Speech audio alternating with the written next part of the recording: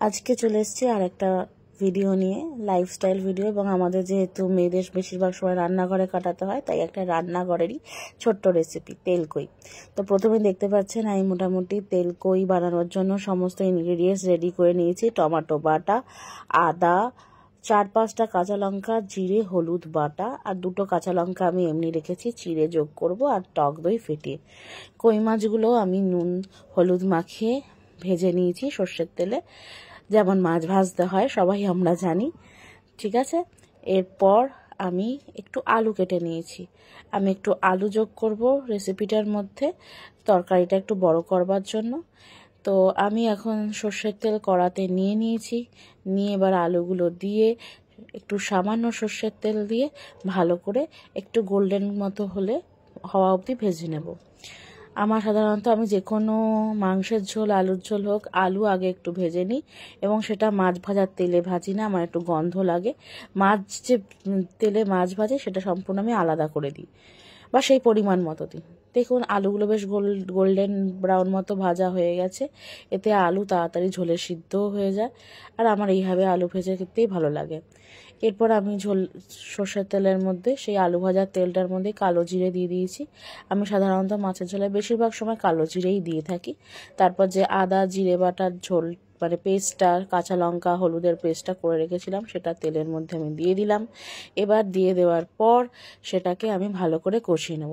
তেলকই ভালো করার, মানে সুস্বাদু করার একটাই মেথড, সেটা হচ্ছে ভালো করে কষাতে হবে। আপনি যত ভালো করে তেলকই কষাবেন, মানে তত টেস্ট এনহ্যান্স হবে, এটাই হচ্ছে ব্যাপার। এবার আমি ভালো করে কষিয়ে ওই বাটিটার মধ্যে যতটুকু জল ছিল, মানে যতটুকু পেস্ট ছিল, সেটাকে আমি সামান্য একটু জল দিয়ে গুলিয়ে এটার মধ্যে, কড়ার মধ্যে দিয়ে দিয়েছি। দিয়ে সেটাকে খুব ভালো করে কষাবো, এবং আমি তখনও পর্যন্ত কোনো রকম নুন অ্যাড করিনি। তারপর আমি তার মধ্যে দিয়ে দিয়েছি টমেটো বাটা। যে টমেটো বাটাটা ছিল, যখন তেলটা, মানে জলটা টেনে নিয়ে তেলটা ছেড়ে দিয়েছে, তখন আমি টমেটো বাটাটা অ্যাড করেছি। টমেটো বাটা ছাড়া আপনি এমনি টমেটো কেটে ওর মধ্যে দিতে পারেন, ওতে টমেটো পরবর্তীকালে গলে যাবে, কিন্তু আমি টমেটোটা বেটেই দিতে পছন্দ করি। তো টমেটো বাটা আমার দেওয়া হয়ে গেছে। তারপর টমেটো বাটাটা যে বাটিতে ছিল, সেই বাটিটা একটু জল দিয়ে ধুয়ে সেই জলটা দিয়ে দিয়েছিলাম, এবং তার সঙ্গে স্বাদ মতো নুন অ্যাড করে দিয়েছিলাম। এবার এটাকে আমি খুব ভালো করে কষাবো, যতক্ষণ না এর থেকে খুব ভালো করে তেল ছেড়ে বেরিয়ে আসে। খুব ভালো করে কষিয়ে কষিয়ে কষিয়ে আমি এটার থেকে তেল বার করার চেষ্টা করব, এবং বারবার অল্প অল্প করে জল দিয়ে একটু একটু করে কষাবো, যাতে মশলা নিচে ধরেও না যায়। তাতে কি হবে না, যতক্ষণ আপনি কষাবেন ততক্ষণ তো বারবারই, মানে আগে থেকেই বলছি যে তেলকইয়ের একটাই ভালো করার উপায় হচ্ছে ভালো করে কষানো, কিন্তু মশলা যাতে ধরে না যায় সেটার দিকেও আমাদের খেয়াল রাখতে হবে। তার জন্য মাঝে মাঝে একটু করে জল যোগ করে দেবেন, যাতে মশলাটা নিচে থেকে ধরে না যায়। এবার আমি তার মধ্যে একটু কাশ্মীরি মির্চি অ্যাড করেছি, যাতে কালারটা ভালো আসে। আপনি এটা চাইলে যখন এই আদা জিরে আর হলুদের পেস্ট বানাচ্ছিলেন কাঁচা লঙ্কা দিয়ে, তার মধ্যেও ওটা অ্যাড করে দিতে পারেন, মানে পেস্টটা করবার সময়তেই একবারে কাশ্মীরি মির্চিটা অ্যাড করে দিতে পারেন। তখন আমি ভুলে গেছিলাম বলে এখন আমি সেটা অ্যাড করেছি, যাতে ভালো কালার আসে। এবার আমি ভালো করে কষাতে থাকবো, কষাতে কষাতে যখন দেখুন বেশ, এবং গ্যাসটা আমি একটুখানি ধিমে করে দিচ্ছি, যাতে মোটামুটি লেগে না যায় আর কি। এবার খুব ভালো করে কষিয়ে যখন বেশ ভালো তেল ছেড়ে আসবে, তখন আমি দেব হচ্ছে দই, ফ্যাটানো টক দই। ভালো করে আমি দইটা ফেটিয়ে নিয়েছিলাম। দই ফেটিয়ে না দিলে তো জানেনই, দই রান্নায় দিলে কেটে যায়, এবং একটু আঁচটা ধিমে করে দিতে হয়।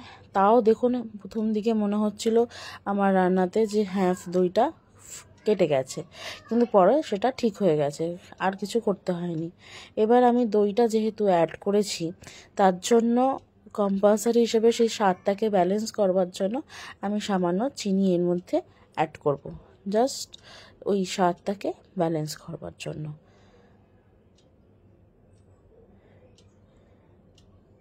চিনি আমি অ্যাড করে দিয়েছি। এবার আমি এটাকে খুব ভালো করে কষাবো,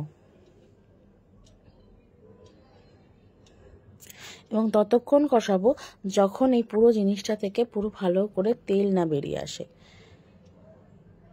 এবং এই অবস্থায় আমি দুটো কাঁচা লঙ্কা যেটা রেখেছিলাম সেটাকে চিড়ে 4 ভাগ করে নিয়েছি, করে সেটা রান্নার মধ্যে অ্যাড করেছি। এমনিতেও কিন্তু আগে 4 থেকে 5টা কাঁচা লঙ্কা আমি মশলার সাথে বেটে অ্যাড করেছি। আমি সাধারণত রান্নায় শুকনো লঙ্কার গুঁড়ো ইউজ করি না, কাশ্মীরি মির্চি ছাড়া। এরপর আমি ভাজা আলুগুলো দিয়ে দিয়েছি, দিয়ে দেখুন অলরেডি ভালো মতো তেল বেরিয়ে এসছে। এখানে এবার ভালো করে তেল বেরিয়ে এসছে, আগে থেকেই দেখা যাচ্ছিল।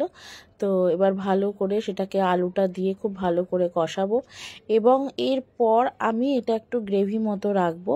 আপনারা চাইলে একদম গা মাখা মাখাও করতে পারেন, কিন্তু আমি আমার মাকে দেখেছি তেলকইতে একটুখানি গ্রেভি রাখতে, তাই জন্য আমিও সেই অনুযায়ী একটু গ্রেভি রাখবো। আর তাছাড়া ভাত দিয়ে খাবো তো, তাই জন্য দেখুন কত ভালো তেলটা বেরিয়ে এসছে কষাতে কষাতে। এবার আমি জল অ্যাড করে দিচ্ছি, আপনারা চাইলে গরম জলও অ্যাড করতে পারেন। আমি নর্মাল রুম টেম্পারেচারের জলই অ্যাড করেছি, করে আমার যতটা ঝোলের পরিমাণ দরকার ততটা আমি জল দিয়েছি। এবার আমি ঝোলটা একটু ফুটতে দেব, অন্তত 5 মিনিট টকবক করে ফুটবে। আমার 5 মিনিট ফোটা হয়ে গেছে। এবার এই অবস্থায় আমি অ্যাড করে দেবো মাছগুলোকে, কারণ আলু আগে থেকেই খুব ভালো করে ভাজা রয়েছে, তাই সিদ্ধ হতে বেশিক্ষণ সময় নেবে না। এবার আমি মাছগুলোকে অ্যাড করে দিয়েছি। আমার মনে হলো যে মাছ দিয়েছি তো আরও ঝোলটা টেনে নেবে, তাই জন্য আমি আরও একটুখানি জল ওতে অ্যাড করে দিয়েছি।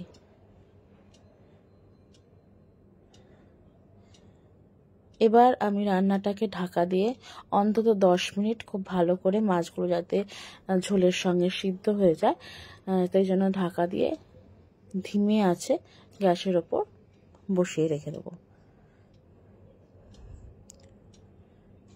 এই যে মাছ আমার ফুটতে শুরু করছে, এটাকে আমি এবার ধিমে আছে এবং দেখতে পাচ্ছেন কত ভালো তেলটা ছড়িয়ে বেরিয়ে এসছে।